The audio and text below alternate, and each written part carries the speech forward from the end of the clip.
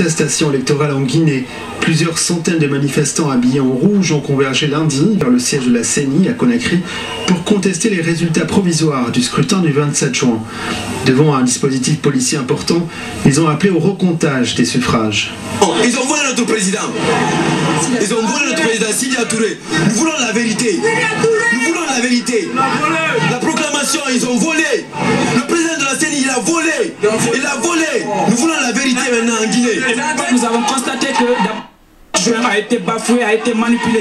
Donc nous aussi nous nous mobilisons pour bafouer le résultat illégal qui a été promis, parce que c'est un résultat bafoué, manipulé par les autorités de la transition. Après un sit-in devant la CENI, les manifestants ont voulu se rendre devant l'ambassade de France pour poursuivre leur mouvement de protestation, mais les forces de l'ordre se sont interposées à hauteur du pont du 8 novembre pour les disperser à coups de grenades lacrymogènes. Au moins un policier a été blessé par les jets de projectiles.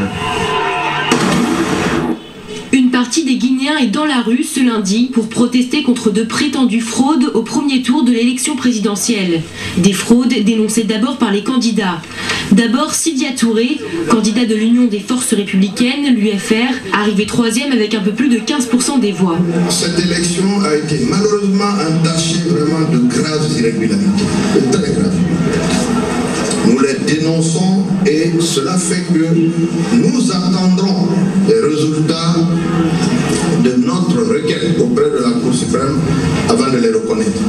Ensuite, c'est Lansana Kouyaté du Parti de l'Espoir pour le Développement National, le PDN, qui dénonce à son tour des fraudes massives. Il est arrivé 4e avec près de 8% des voix. Les mécanismes de fraude massive ont été échafaudés. Le PDN a été victime d'un hold-up systématique organisé, contre lequel des voies de recours seront engagées au niveau de la Cour suprême. S'ajoute à ces contestations celle d'Alpha Condé, l'opposant historique du Rassemblement du peuple guinéen, le RPG, arrivé 2e derrière l'ancien Premier ministre Cellou Dalein Diallo. À partir de ce lundi, la Cour suprême a 8 jours pour examiner ces plaintes. Cher Modibo Diarra, candidat à l'élection présidentielle au Mali en 2012. Le scientifique malien, président de Microsoft Afrique, mais aussi fierté de son pays et jouissant d'un prestige international, est candidat à l'élection présidentielle au Mali. Je suis en train de tester des solutions. Et si ces solutions s'avèrent être des bonnes solutions qui marchent, qui peuvent faire avancer mon pays beaucoup plus rapidement, et bien en ce moment, je me présenterai pour pouvoir prendre ces solutions et les proposer à une échelle beaucoup plus globale. Ça, oui, je